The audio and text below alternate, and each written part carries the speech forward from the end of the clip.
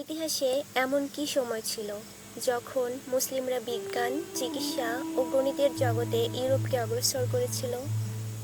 এক সময় যখন ইউরোপ ছিল অন্ধকারে নিমজ্জিত, তখন বাগদাদ ছিল জ্ঞানের আলোয় আলোকিত।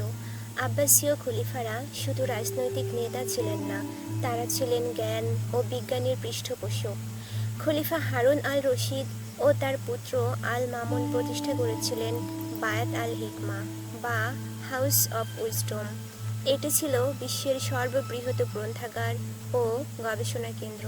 এখানে শুধু মুসলিম নয়, ইহুদি, খ্রিস্টান ও হিন্দু পণ্ডিতরাও একসাথে বসে অনুবাদ ও গবেষণা করতেন।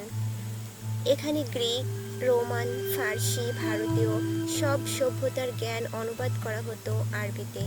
প্লেটো, এরিস্টটল, হিপোক্রেটিস, গ্যালেন, ভারতীয় গণিতবিদ আর্যভট্ট সবার রচনা মুসলিম আলেমরা সংরক্ষণ করেন এবং নতুন জ্ঞানে সমৃদ্ধ করেন। এই জ্ঞানভাণ্ডার থেকেই জন্ম নেন যুগান্তকারী মুসলিম বিজ্ঞানীরা। আল খাওয়ারিজমি আবিষ্কার করলেন আলজেব্রা, আর তার নাম থেকেই এসেছে অ্যালগরিদম শব্দটি। আজকের কম্পিউটার বিজ্ঞানের ভিত্তি তার কাজের উপর দাঁড়িয়ে।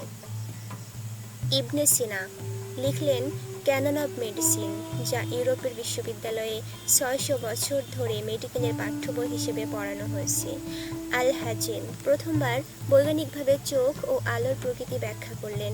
তার লেখা বুক অব অপটিক্স আধুনিক ক্যামেরা ও লেন্স বিজ্ঞানের ভিত্তি তৈরি করে। আল বিরুনি পৃথিবীর ব্যাসার্ধ মাপলেন প্রায় নির্ভুলভাবে, অনেকটা আধুনিক বিজ্ঞানের কাছাকাছি। ইবনে খালদুন সমাজবিজ্ঞান ও ইতিহাস বিশ্লেষণের পথিকৃৎ, যাকে আজকের সমাজবিজ্ঞানের জনক বলা হয়। এই জ্ঞানের আলো শুধু মুসলিম সমাজকেই নয়, ইউরোপের রেনেসাঁসকেও প্রভাবিত করেছিল। অন্ধকারে নিমজ্জিত ইউরোপ এই মুসলিম জ্ঞানের আলো থেকেই আবার জেগে উঠেছিল। এটাই ছিল ইসলামের স্বর্ণযুগ, যেখানে কোরআনের প্রথম শব্দ ইকরা, পড়ো বাস্তবায়িত হয়েছিল, আর জ্ঞানই হয়ে উঠেছিল মুসলিম সভ্যতার সবচেয়ে বড় শক্তি।